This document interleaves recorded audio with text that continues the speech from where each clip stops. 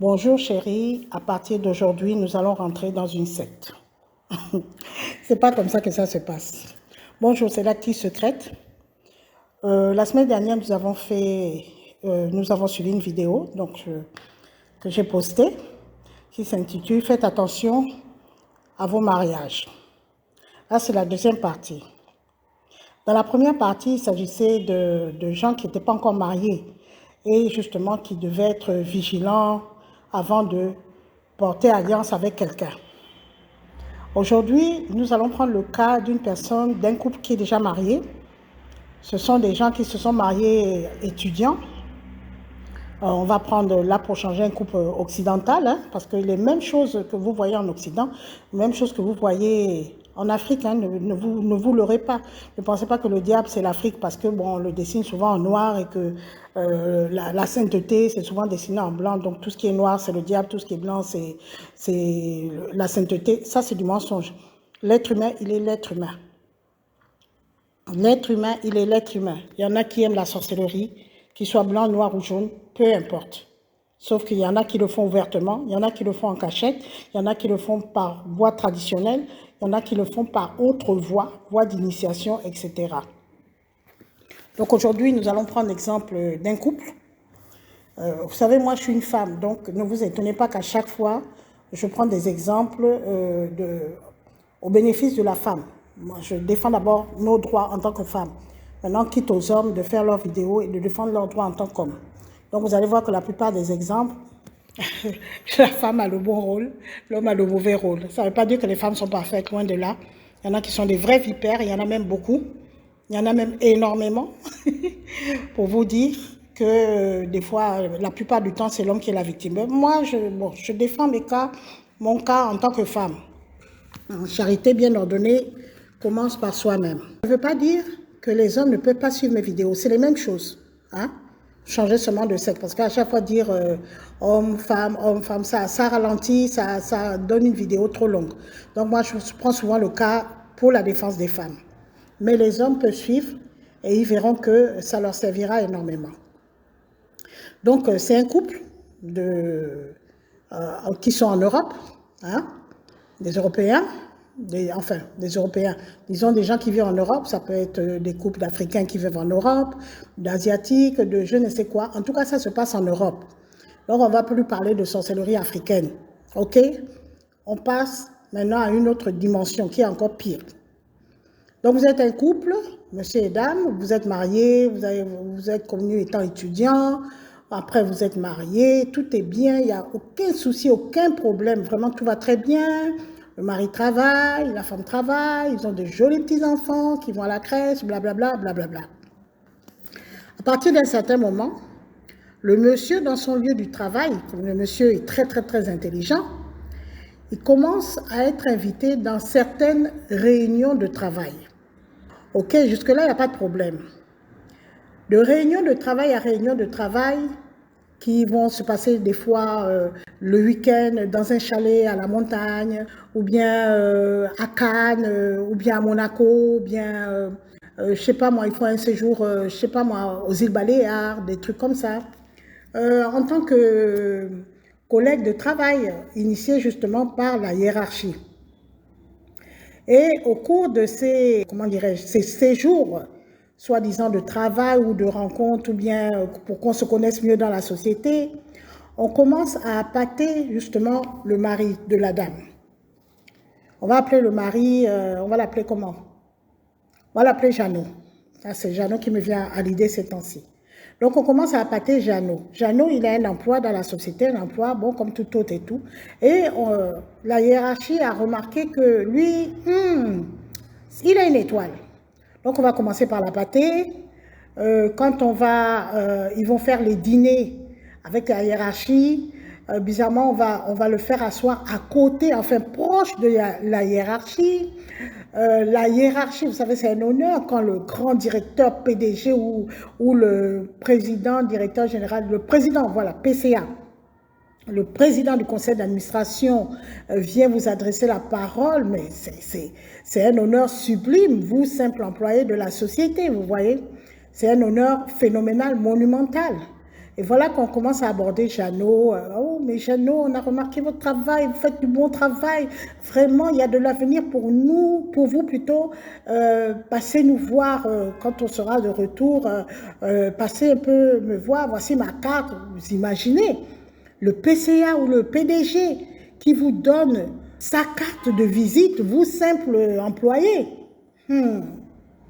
Ça, c'est la pêche des poissons naïfs. Voilà que de retour, bon, la personne se dit, bon, je ne sais même pas s'il a balancé la carte quelque part et tout, mais il n'y pense pas trop. Et voilà qu'il commence à avoir des soucis dans son lieu de travail. Certains dossiers disparaissent. Certaines de ces décisions ne sont pas acceptées par la hiérarchie. Vous voyez, il sent qu'il y a des pressions, il y a des pots de banane qu'on veut lui mettre dans son lieu de travail. Jusqu'à ce qu'on lui mette un vrai pot de banane. C'est volontaire. À ce moment-là, quand on lui met un vrai pot de banane, qu'est-ce qui se passe? Le monsieur est obligé de chercher dans la hiérarchie qui peut le soutenir afin qu'il ne soit pas licencié avec des problèmes. Et il se rappelle qu'il avait une carte de visite qui lui donnait accès au président directeur général ou au président du conseil d'administration, voie directe sans passer par la secrétaire. Et il prend cette carte de visite, il appelle, il demande un rendez-vous. Tout simplement. Et c'était justement le but du président directeur général et du président du conseil d'administration. C'est comme ça qu'ils recrutent des nouveaux adeptes dans leur secte. On l'accepte au rendez-vous, on lui dit « Oh, mais comment on vous a fait ça? Pas de problème. Non seulement on va régler le problème, mais en plus, on va vous changer de bureau, vous allez monter en grade. » Et voilà qu'on commence à vous faire monter en grade dans la société. Donc ceux qui vous mettaient des pots de banane, vous les regardez maintenant de haut. Ah, les choses ont changé. On commence à vous donner des privilèges. Vous commencez à avoir un salaire beaucoup plus élevé. On vous donne une voiture de fonction dernier cri. Et on dit pour une personne comme vous, vous ne pouvez plus habiter dans le quartier où vous habitez pour votre sécurité. On va vous permettre d'habiter dans un immeuble sophistiqué, avec sécurité, blablabla, bla, bla, bla, gardien et tout, dernier cri et tout. Vous commencez à vous habituer à ce grand standing. Petit à petit, vous assistez à d'autres réunions en sous-marin avec ces gens de la hiérarchie et vous commencez à intégrer une loge ou une secte. Au début, vous ne savez pas que vous êtes en train d'intégrer, mais quand vous vous rendez compte, vous êtes déjà bien intégré. Bien intégré. Et comme vous mangez leur nourriture, parce qu'il faut savoir une chose, hein, vous mangez leur nourriture. Rappelez-vous dans la Bible comment Daniel, lorsqu'il était pris en esclave chez le roi avec d'autres enfants, Daniel avait refusé de manger la nourriture du roi. Et les eunuques qui étaient chargés de leur donner à manger, ils ont dit, mais si tu ne manges pas la nourriture, quand on va te présenter au roi, tu seras maigre, squelettique, et nous, on sera vraiment sanctionnés. Daniel a dit que non, donnez-moi seulement des légumes, tout simplement. Et vous allez voir qu'à la fin, je serai toujours en bonne forme. Pourquoi? Parce que Daniel savait que les nourritures qui allaient chez le roi passaient par les divinités, passaient par des prières bizarres, passaient par des cultes bizarres avant d'atteindre le roi. Et même ce qu'on leur envoyait, ça passait par des cultes de façon à ce qu'ils soient tous des bénis, oui, devant le roi, qu'ils soient tous, comme qui dirait, dans la sauce, si vous voulez, en termes national. Vous comprenez? Ce sont des gens qui vont perdre toute leur personnalité. Ceux qui croyaient en Dieu ne vont plus croire en Dieu, ils vont croire qu'au roi, etc. Daniel a refusé ce genre d'alimentation-là. Parce qu'il savait que ce qu'il mangeait passait par des dieux, des divinités bizarres. Et en finalité, lorsque on a présenté tous les enfants qui étaient esclaves au roi, la parole de Dieu nous dit que Daniel avait une meilleure mine que les autres. Et non seulement il avait une meilleure mine, il était aussi plus intelligent. Parce que justement, il n'avait pas mangé cette nourriture qui était toxique, dans laquelle on avait mis des prières bizarres, des divinités bizarres. Il avait gardé vraiment sa relation avec Dieu. Et je suppose qu'en cachette, il continue à prier le Dieu vivant. Ce qui fait qu'il s'est révélé être le meilleur, celui qui avait la meilleure santé et le plus intelligent. Bon, la suite, vous la lirez dans le livre de Daniel, dans la Bible. C'est très important tout ça. Donc, je disais que Jeannot, il a été invité de plus en plus dans les restaurants et tout, et tout. On lui donnait à manger. Il ne savait même pas que dans ces nourritures-là, des prières sont passées avant, des choses sont passées avant. Des fois, même, tu peux manger la chair humaine, même en Europe, sans même savoir que c'est le sacrifice d'un bébé que tu es en train de manger là. Eh oui, des fois, on a trempé la viande que tu manges là-dedans du sang, le sang d'un bébé qu'on a versé. On a bien trempé ça toute la nuit. Le matin, on a préparé. Toi, tu es là, tu dis, oh, mais c'est trop bon.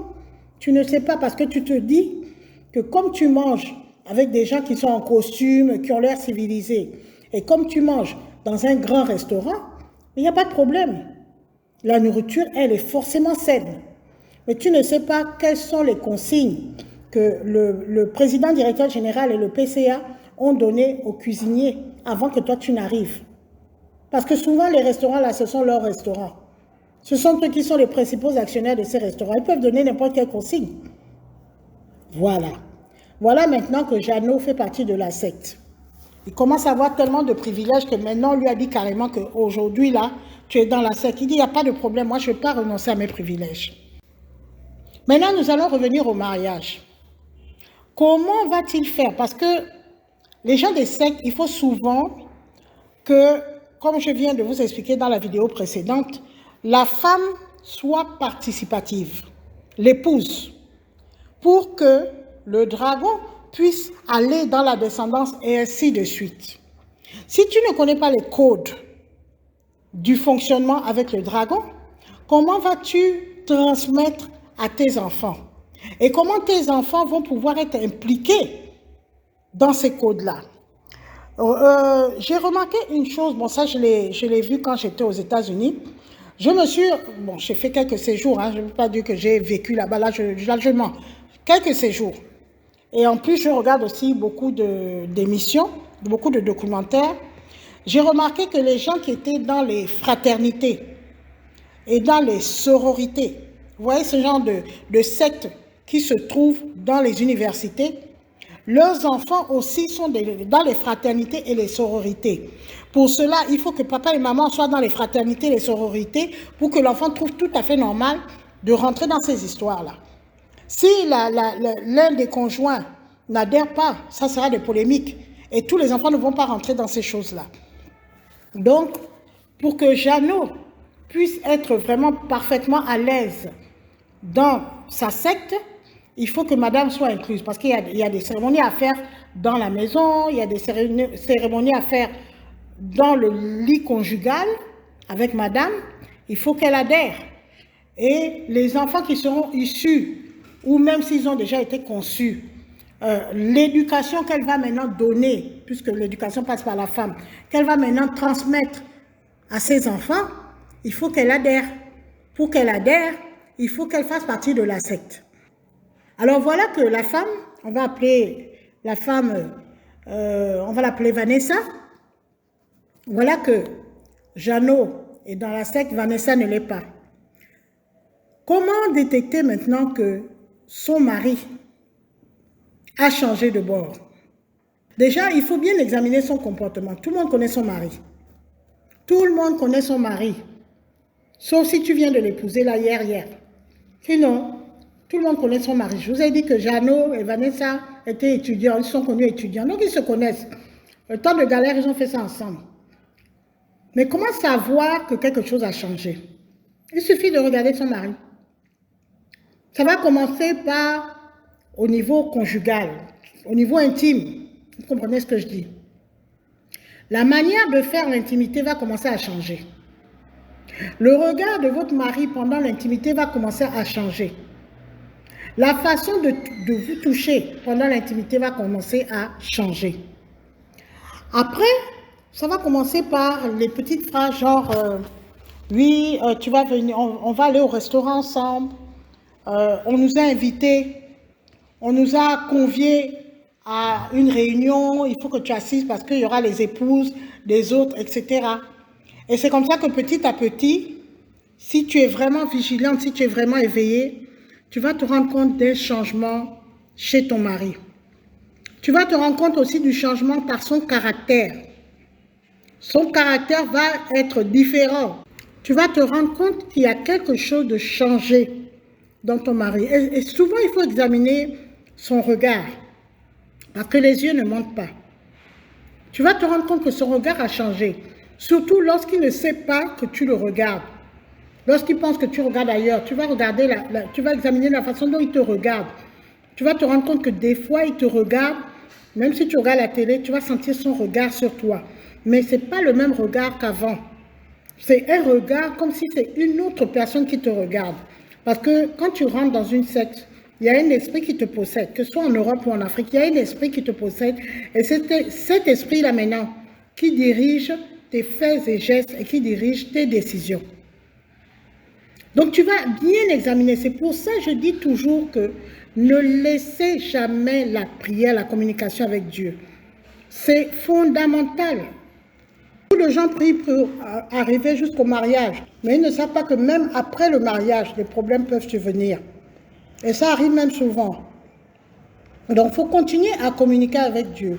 Je n'ai pas dit d'être un fou de Dieu, non. Mais tout le temps, fais ta prière, tout le temps. Fais ta prière de 24 heures. Je vous ai expliqué ce que c'est que la prière de 24 heures. Je peux réexpliquer là. C'est que tout au long des 24 heures, tu fais tout ton possible. Je dis bien tout ton possible parce que ce n'est pas forcément facile. Tu fais tout ton possible pour suivre les principes de Dieu. Tant que tu fais les principes de Dieu, tu suis les principes de Dieu dans ton comportement avec tes employés, dans ton comportement avec tes employeurs, dans ton comportement avec ton mari, avec tes enfants, avec ceci, avec cela, ben, tu es en communication avec Dieu. Et pour sauver ta vie, justement, reste en totale communication avec Dieu. Autre chose aussi, ce sont des moments où ton mari, tu sens qu'il s'éloigne de toi parce qu'il y a quelque chose maintenant entre toi et lui, mais tu sens aussi qu'il te fait beaucoup de cadeaux parce qu'en fait, ce qu'il veut, c'est t'amener dans son territoire. Sachant très bien que ce n'est plus lui qui est là, c'est maintenant le dragon qui est en lui. Donc, ce qu'il veut, c'est t'amener dans son territoire. Pour ça, comme on dit, on n'attire pas le chien avec des coups de pied. Il va commencer à te faire des cadeaux, te faire comment on appelle ça? Dire que tu es belle, que tu es ceci, que tu es cela, pour justement éteindre ta vigilance. Quand tu commences à être vigilant, tu te dis, il y a quelque chose de bizarre et tout, mais à chaque fois, il te fait des cadeaux, il t'invite au restaurant, et ceci, cela, il te fait des honneurs, il te met même dans un jet privé, vous allez en voyage, des trucs comme ça. Et puis, il s'occupe des enfants tout d'un coup. Voilà, parce qu'on abadoue souvent une femme par le fait de s'occuper de ses enfants.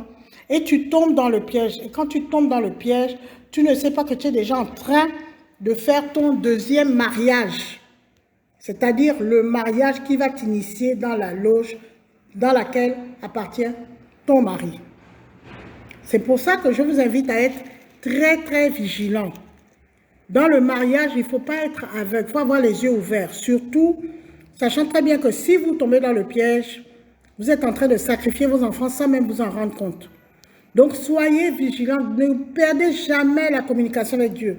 Il y a même des gens qui vont vous dire, mais tu pries trop, arrête de prier ou trouver un moyen pour que tes moments de prière soient des moments où il y a du bruit, il y a des problèmes, il y a ceci, il y a cela. Il faut toujours, toujours, toujours garder ta vigilance et ta communication avec Dieu pour éviter que contre ton gré, aveuglément, tu ne fasses partie d'une secte et que tu ne puisses plus faire marche arrière.